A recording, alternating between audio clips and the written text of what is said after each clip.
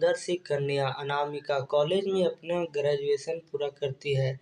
तभी उसकी मुलाकात एक लड़के राहुल से होती है। राहुल भी बहुत स्मार्ट और माता-पिता का आज्ञाकारी बेटा था। दोनों एक दूसरे को पसंद करने लगे। दोनों का ग्रेजुएशन पूरा होता है।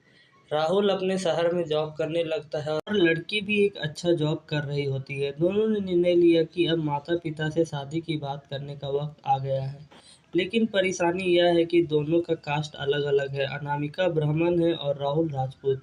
राहुल के समाज में दहेज बहुत ज़रूरी है, जो कि नकद में होता है। इसके अलावा कई तरह के गिफ्ट्स और गहने की मांग की जाती है। राहुल ने अनामिका को यह स्थिति स्पष्ट की और कहा, घर वाले को मनाओ, अगर तुम सभी मांगें पूरी करवाती हो तो मेरे माता-पिता तुम्हें पलकों पर बैठाएंगे। अनामिका ने अपने माता-पिता से यह बात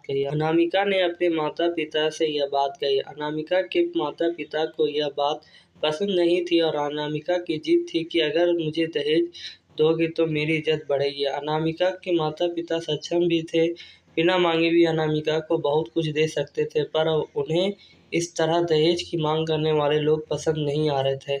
लेकिन माता-पिता अनामिका की खुशी चाहते थे। उन्हें यह डर था कि कहीं उनकी बेटी ये न सोचे कि वह अपनी बेटी को कुछ देना नहीं चाहते, इसलिए उन्होंने सभी शर्तें मानी। शादी में राहुल को कार, फ्लैट, फर्नीचर, 50 लाख नकद दिए गए। साथ ही अनामिका के गहने भी दिए गए और सभी रिश्तेदारों को गिफ्ट्स और कपड़े भी दिए।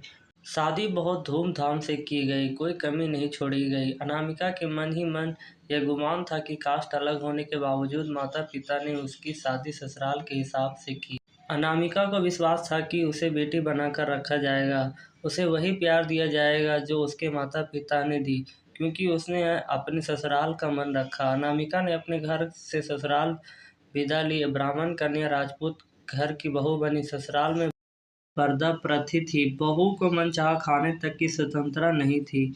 कितनी भी भूख क्यों न हो, घर की बहू सबके खाने के बाद ही खाएगी। यह कि उसे घर के पुरुषों के सामने बैठने तक की इजाज़त नहीं थी। अनामिका ने इस बात पर ऐतराज़ दिखाया, पर उसकी किसी ने ना सुनी। राहुल ने भी यह बोला कर मुँह फेर लिया कि यहाँ तो परंपरा है। अनामिका को जो गुमान था वह धरा का धरा रह गया। उसे अपने माता-पिता की बात याद आई, जब उन्होंने समझाया था कि वह उनसे बहुत लड़ी थी। उसने ससुराल में बात करने का फैसला किया। अनामिका ने अपने सास, ससुर और पति से बात की, लेकिन उन्होंने नहीं सुनी और उसे बहुत बेरहमी से पीटा गया। अनामिका ने कभी ऐसा व्यवहार नहीं देखा था। जिस लाए हुए दहेज पर घमंड था वह चूर-चूर हो गया था। अनामिका को माता-पिता से बात करने भी शर्म महसूस हो रही थी और इसी कश्मकश में एक दिन अनामिका ने अपने आप को ख़त्म कर दिया। माता-पिता का जब यह बात पता चला तो उन्हें अपनी गलती का एहसास हुआ कि वक्त रहते समझा होता तो बेटी साथ होती। जो लोग दहेज पर बेटे को शादी करते हैं उनकी सोच इस तरह से छोटी होती है। जब बेटे की नीलाम करते हैं और किसी और की बेटी को कैसे अपनी बेटी बना सकते हैं। दहेज सभी खुशियों की चाबी नहीं बन सकती, यह बात सभी को समझना होगा। इस दहेज प्रथा की कहानी आपने पढ़ा होगा कि माता-पिता ही नहीं, लड़की की सोच भी दहेज को सपोर्ट कर रही थी। कई बार लड़कियों को दहेज का गुमान हो जाता है, पर जो लोग उन्हें लोभी होते हैं वह कभी अच्छे नहीं हो सकते। यह बात सबको समझने की ज़रूरत है। कहानियाँ जीवन में बहुत मायने रखती है। कई बार बड़े से बड़ी भी ज्ञान नहीं देती और एक छोटी सी कहानी जीवन बदल देती है। शिक्षाप्रद कहानी का आधार बनाकर अपने बच्चों को जीवन का सच्चा ज्ञान दें। क्या गारंटी है कि दहेज देने के बाद भी आपकी जीवन सुखी रहेगी? दहेज लेना देना दोनों बहुत ही गलत है। लालच बुरी बला है और लालच का कभी अंत नहीं होता है। जितने देंगे उतनी मांगी जाएगी और उतना ज़्यादा टॉर्चर और परेशान किया जाएगा। दहेज प्रथा खत्म करें और बिना दहेज के शादी करें और प्यार के चक्कर में अपनी ज़िंदगी बर्बाद ना करें।